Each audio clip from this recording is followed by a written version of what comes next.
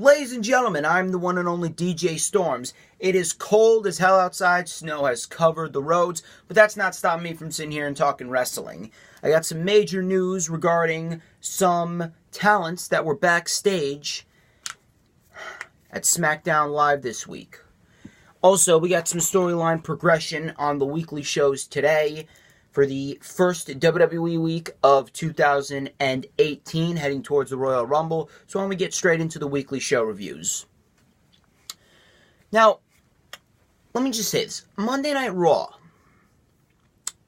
I feel like Monday Night Raw was a very fun wrestling show. I feel it was a very good show in terms of wrestling, but in terms of storyline progression and character development, it lacked.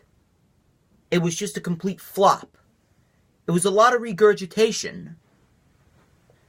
Now, the show started off with Kurt Angle explaining the rules of the Royal Rumble. Out comes Sheamus and Cesaro to demand a rematch for the Raw Tag Team titles. Jason Jordan comes out, and Rollins comes out. Now, this was a very, very, very interesting segment because Jason Jordan came out alone. He called out Sheamus and Cesaro. Rollins came out and he said, you can't be doing stuff like this. You can't be coming out and handling your business on your own when you're one half of the tag team champions.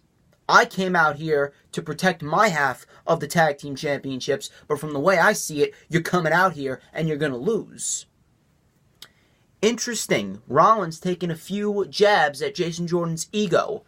Now, if Dean Ambrose is not back in time before WrestleMania, if they keep this up, this could lead to a Jason Jordan versus Seth Rollins match at WrestleMania, with Jason Jordan turning on Seth Rollins because Seth Rollins kept on taking all these proverbial jabs at Jason Jordan. This would mean big for Jason Jordan. Now, Jason Jordan had a match with Cesaro. Show started off decent, actually. It was a decent match. And Jason Jordan won with the back suplex neckbreaker combination. That was that. Bray Wyatt defeated Apollo Cruz. Now, I really don't care what anyone says. Apollo Cruz, he damn sure should have been NXT champion. But he wasn't. He was called up way too early. But you can't really place all the blame on him, mainly because of the fact that WWE called him up. It may have been too early, but WWE didn't even try with this guy. WWE did not even try to develop some character for him. WWE didn't even try to put him in meaningful feuds. He had one decent feud with Sheamus and one match at SummerSlam for the Intercontinental Championship with The Miz, and that was it. They haven't done anything with this guy other than put him with Titus in Titus Worldwide. And I believe that they could be tag team champions. They could be some decent baby faces. But WWE just put them together as a means of putting them together. There's no story behind it. Apollo Cruz, he has all the talent in the world to be an Intercontinental Champion, maybe even a Universal Champion. But they are not doing anything with him. Pure laziness. Pure lack of creativity. And it was a decent match too. Bray Wyatt and Apollo Cruz, they put on a decent match. In fact, these two could be putting on a match for the Intercontinental Championship. If you put the Intercontinental Championship on one of these guys and put them together on a pay-per-view, these guys could put together a damn good match. You put them on in the opening contest, and you have a great match. Wasting them. Wasting both of them. Well, Apollo Cruz right now, Bray Wyatt's in a feud with Matt Hardy, but we all know Bray Wyatt's going to lose. Apollo Cruz got his offense in. Very athletic is Apollo Cruz, might I add. He's one of my favorite superstars that are being treated poorly right now, along with Finn Balor. Apollo hit the moonsault from the apron onto Bray Wyatt on the outside. Bray Wyatt scared off Dana Brooke onto Titus O'Neil. And Apollo hit the enziguri and went for the spin-out powerbomb, but Bray Wyatt reversed it into Sister Abigail. Afterwards, Matt Hardy cut a promo in which they split-screened it, and Matt Hardy just broke out into laughter as hundreds and hundreds of Matt Hardys just appeared on the screen. That was very good. That was a very good portion of Raw. Asuka defeated Alexa Bliss. It was a decent match. So, based on what we have over here, if Asuka defeated Bliss now, most likely Bliss is not walking into WrestleMania as champion. They got to get the title off of Bliss. I'm sorry. They got to get it off her. Her first reign was decent. Sasha Banks should have been holding the Raw Women's Championship from I almost said WrestleMania. From SummerSlam up until maybe the Royal Rumble. Maybe. But, you know, they gotta book Sasha as this one-hit wonder. Strowman defeated Rhino, and in the middle of the match, Strowman said to Slater to either stand at ringside and shut up, or get in the ring and catch these hands like his partner. So Strowman won, and afterwards, the crowd just went absolutely insane for Strowman after Strowman turned, believe they were in Miami. He turned Miami, Florida into running Power Slam City. And I just sat there with a smile on my face. Braun Strowman should be Universal Champion as we speak. He should be Universal Champion. He should be going into the Royal Rumble defending the Universal Championship against Samoa Joe. Sorry, but they should have done that. Balor, he announced that he's in the Rumble, and surprise, surprise, now they put the Balor Club together. Just because they have nothing to do. Now we get to the Intercontinental Championship match, and by this point in time, I'm all set and ready to deem this a great show overall if Samoa Joe wins the Intercontinental Championship. This was the only logical option, to have Samoa Joe win the Intercontinental Championship. What does Vince McMahon see in Roman Reigns? What does anybody with a brain see in Roman Reigns? I see potential, but not in this state. I see superstar, but not with the work he's doing right now. Samoa Joe, if not Strowman, then Samoa Joe should have beaten Lesnar at Great Balls of Fire. Samoa Joe should have beaten Lesnar at Great Balls of Fire, go into SummerSlam to defend it in the Fatal 4-Way, and Samoa Joe should have been Universal Champion till TLC. I'll give him that. Should have been Universal Champion till at least TLC. At least TLC. But no. They had to have all these phenomenal superstars job out and job out and job out and job out to Brock Lesnar. Only for Roman Reigns to go and take it off of Brock Lesnar at WrestleMania. And it hasn't even happened.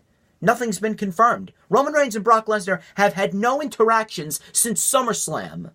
And we already know who Lesnar is going to be facing at WrestleMania. This was a great match all around, and it was all just washed away. Great match all around, and it was washed away. With one spear and a 1-2-3. In all seriousness, fuck Roman Reigns. I just can't get behind the guy. I can't.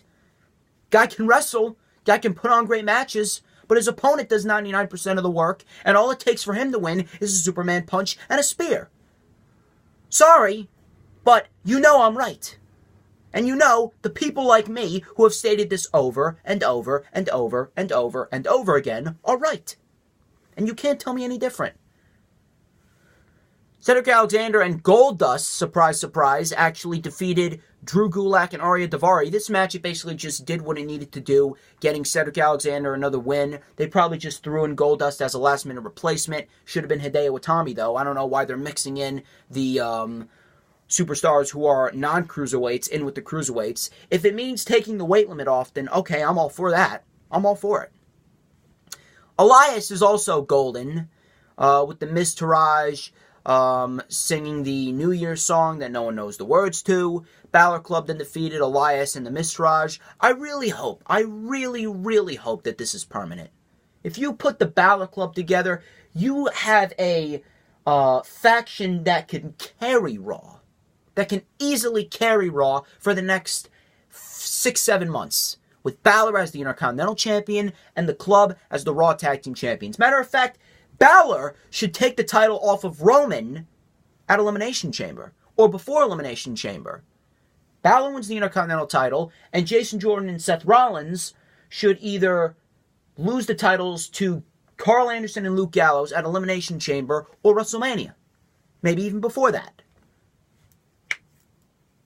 But I don't know if they're going to do that. Because remember, this is WWE we're talking about. Miz returned next week. And then the main event segment was a complete waste of time. I love hearing Paul Heyman's voice, but with the things that they're doing with Lesnar now, I just can't find 1 ounce of interest in any of it. Lesnar and Kane have a brawl. This, that, no one gives a shit. Why is Kane still employed? Why is he even a thing anymore? Go and run for mayor, Tennessee.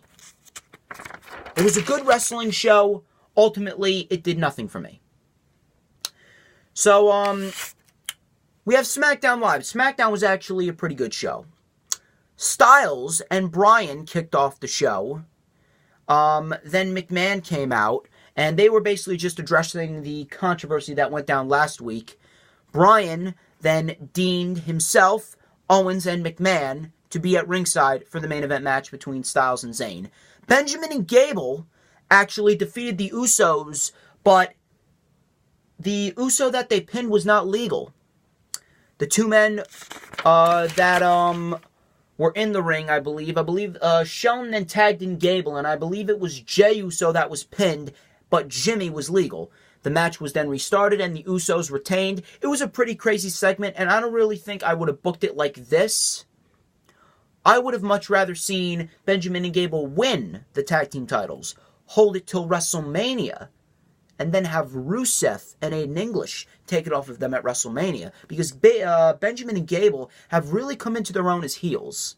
And I'm very much looking forward to how they are presented in the future. Bludgeon Brothers destroyed Breezango and the Ascension. 2 out of 3 of these teams are completely irrelevant now. Breezango's been ruined. The Ascension was ruined in the beginning of 2015. The Bludgeon Brothers, they should be the next top-tier heel tag team champions. They should be the ones to take it off of Rusev and Aiden English. But no, you're having them in a feud with Breezango and the Ascension where you have no competition whatsoever. Just squash match after squash match. That was completely useless. Ryder versus Mojo in the U.S. tournament was actually announced for next week, which I'm very much looking forward to. The match that they had at Clash of Champions was pretty good, even though I feel as though it went too short. Xavier Woods defeated Aiden English in the United States Championship tournament. This was actually a decent match. Xavier Woods, let me tell you something. Xavier Woods is a very, very, very, very, very underrated performer, as is Aiden English. But I feel as though Xavier Woods has a bit of an edge over Aiden English because Xavier has that has been doing this the New Day gimmick for 3+ years now, and I believe that if they really want to split the New Day up, they can have Xavier be that underdog babyface and have Big E be the cocky jock-like heel. Kofi Kingston, we all know what he's capable of. He could definitely be a singles competitor once the New Day splits up. Aiden English, I feel as though Aiden English was shafted with the vaudevillains. I feel as though Aiden English and Simon Gotch could have been presented a hell of a lot better when they got to the main roster. But Xavier Woods, he did defeat Aiden English with the beautiful springboard elbow, tightrope springboard elbow. And Xavier Woods is moving on to face Jinder Mahal. Should be a good match. The Riot Squad defeated Tamina, Carmella, and Natalya. And just like Absolution, the Riot Squad will disband after the Rumble. Ruby Riott actually cut a pretty intense promo. I feel as though she should be a singles competitor on SmackDown Live. But, you know, they paired her with Liv Morgan and Sarah Logan, which ultimately is going nowhere. Just like Absolution, it fell flat after 3 damn weeks, like I stated before. So, then afterwards, Charlotte, Naomi, and a returning Becky Lynch attacked the Riot Squad, and that was pretty much that. Baron Corbin then announced that he was in the Royal Rumble, which I fully support. I believe Corbin could do some damage in the Rumble, just like he did last year, and possibly push Corbin into the main event scene, just to act as a bridge between the Styles and Nakamura feud, maybe at Fastlane. And then in the main event, we had a good match between Sami Zayn and AJ Styles. They went back and forth. Sami Zayn always delivers a beautiful blue thunder bomb. Owens and Shane actually got into it when Owens tried to hold back the ref when the ref ducked out of harm's way and he fell outside the ring. And then AJ Styles had a crucifix pin on Sami Zayn, and Owens was holding back the ref. And Shane came in and he knocked the ref. He knocked the ref down. He knocked Owens down, and he told the ref to eject Owens. And Bryan all of a sudden said, "Shane, why don't you leave too?" And that opened the door for Sami Zayn to hit a devastating haluva kick. And 1, 2, 3, Sami Zayn has pinned the champion. Now, I had a feeling they were headed towards a triple threat match at the Royal Rumble. But WWE always has to make some type of twisted, sickening, fucked up stipulation. And that's exactly what they did. They made it a handicap match between Owens, Zayn, and AJ Styles for the WWE Championship.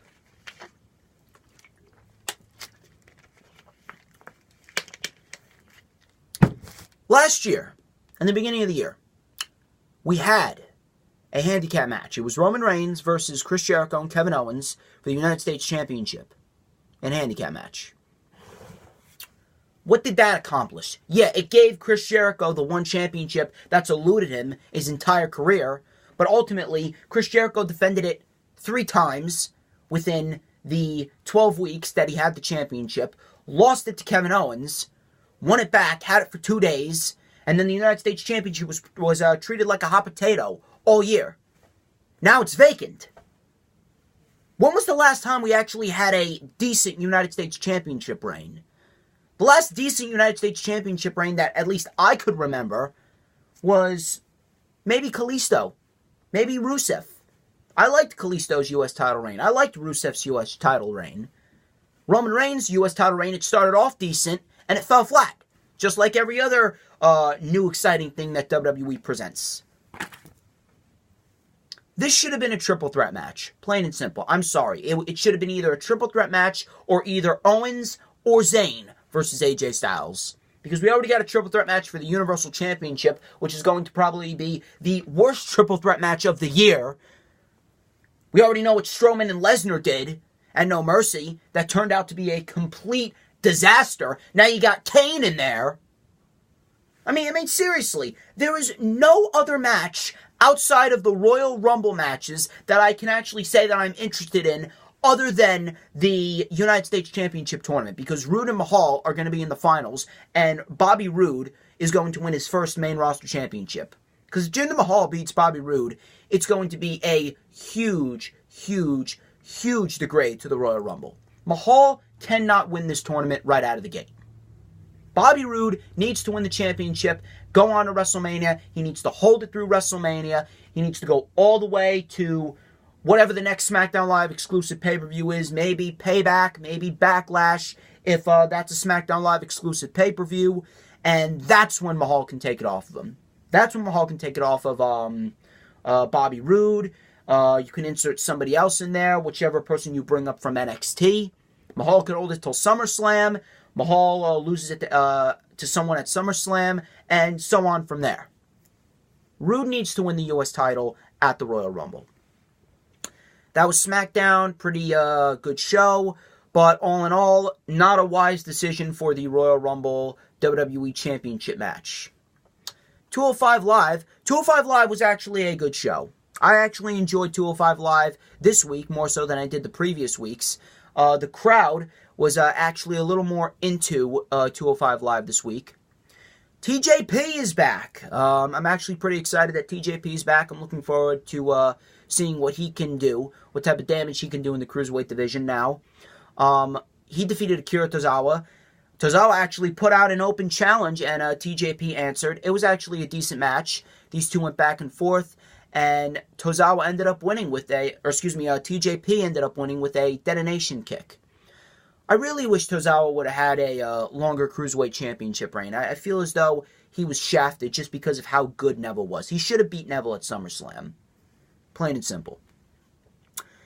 Gallagher then just beat down Hideo Itami with a pipe.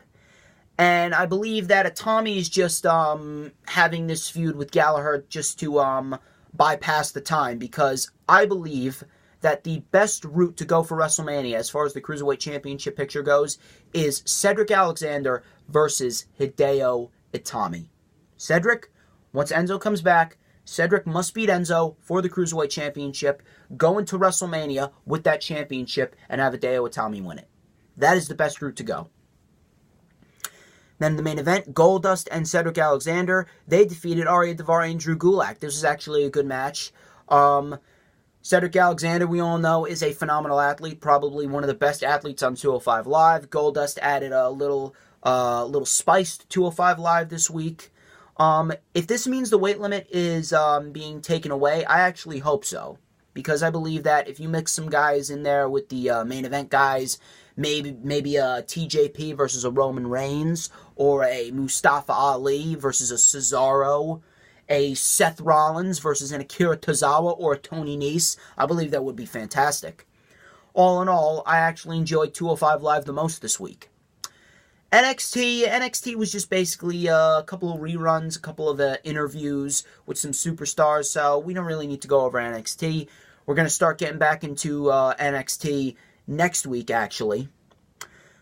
So, we have a couple of interesting news rumors and reports. To start it off, Ricochet, yes, Ricochet and Tessa Blanchard were actually backstage at Smackdown Live per cage side seats. Could this be an indication of the two signing with WWE? I actually hope so. You put those two in NXT, they could definitely spice up the women's division and the NXT Championship picture. Ricochet, you put Ricochet in there. You put Ricochet in there with a guy like Johnny Gargano, or a guy like Tommaso Ciampa, Aleister Black, Drew McIntyre, if he comes back and he's still in NXT. You realize the types of matches that we could possibly get between those guys in NXT? Like, I guarantee you, by the end of 2018, NXT is going to be having at least 5 of the top 25 matches, and all of them will be in the top 10. At least 5, if not 10. NXT, with the talent that they are looking to sign as we speak, they could be signing Kenny Omega in the future, could be signing even more, maybe even the Young Bucks. You realize the types of matches that we're going to get? Johnny Gargano, he wins the NXT Championship at NXT TakeOver Philadelphia. Faces Ciampa at TakeOver New Orleans in the match of the year. Then fights Ricochet at the next NXT TakeOver. Do you realize what we could be in for? Tessa Blanchard could be put into the NXT Women's Championship picture right out of the gate. With the body of work that she's been doing. You put her in there with Kairi Sane, Shayna Baszler, and Ember Moon. We could be in for some great damn women's matches. I really hope this is a sign that they are coming sooner rather than later. Speaking of also some new signees, per the Wrestling Observer newsletter, by way of cage side seats, there's a good chance that Bobby Lashley signs with WWE when his Impact Wrestling contract is up. Now you insert Bobby Lashley in there. A possible Ethan Carter III. You realize that we're going to be getting some great damn matches, not just at NXT TakeOvers, but on NXT television as well. NXT is probably going to have its brightest year in 2018 if we get Lashley, we get Tessa Blanchard, we get Ricochet, we get EC3, Johnny Gargano's NXT champion, we get Shayna Baszler and Ember Moon. We can get the Undisputed Era and the Street Profits. War Machine. We're going to have a great damn year as far as NXT goes. Can't say the same thing about the main roster. I actually have some news on WrestleMania 34. According to WrestlingNews.com, I believe many of you have already heard that John Cena could very well be facing The Undertaker at WrestleMania 33. As we saw 2 months ago, he was backstage at Survivor Series. This could possibly be signaling a return. Supposedly he was walking good, he was looking good, he was training. He's a hell of a lot better than he was at WrestleMania 33. So if John Cena faces The Undertaker, that definitely has to be The Undertaker's last match. That should have been The Undertaker facing John Cena this year, or this past WrestleMania. That should have been the WrestleMania match for The Undertaker. That should have been Undertaker's retirement. I would have been much better having John Cena facing The Undertaker in the main event than having Roman Reigns face The Undertaker in the main event. Roman Reigns could have easily been put in a, I wouldn't even care. I would have put Roman Reigns in the Universal title picture then. I would rather have him, Kevin Owens, and a Finn Balor in a triple threat match at WrestleMania for the Universal Championship. Or you should have just given it to Balor from the get-go. Should have had Balor win the Royal Rumble and have Balor face Owens. Or have Owens beat Goldberg by a technicality and then have Finn Balor versus Kevin Owens at WrestleMania. See how much better I am at running the company than the old bastard up in Stanford. But I'm not going to get too bent out of shape. Moving on, Dave Meltzer, unfortunately, effectively killed any rumors of Daniel Bryan competing at WrestleMania when he stated that the company still have not cleared Daniel Bryan to wrestle. So we could possibly not be getting a Daniel Bryan versus Shane McMahon match at WrestleMania. Unfortunately, you know the reason for that, because when Daniel Bryan comes back, Vince's golden boy is getting overshadowed. And my final report of the day comes from Mr. Slice Wrestling. Yes, the consistent Slice Wrestling shoutouts are back. Follow him at Slice Wrestling. He tweeted, and I quote, Candice LeRae, Mrs. Gargano, has serious interest from the WWE brass as she could be offered a WWE contract shortly. Could we possibly be seeing Candice LeRae at NXT TakeOver Philadelphia? Could we possibly be seeing her take out Zelina Vega? And then Johnny Gargano takes advantage and beats Almas for the NXT Championship. I don't know.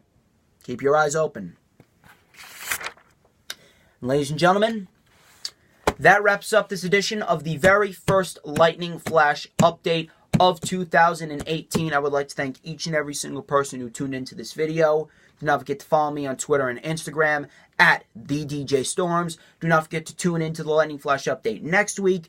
Do not forget to tune in to the official rundown for WWE Royal Rumble pay-per-view, which will be going up on January 27th, 2018. And ladies and gentlemen, I'm the one and only DJ Storms. Stay warm and have a great weekend.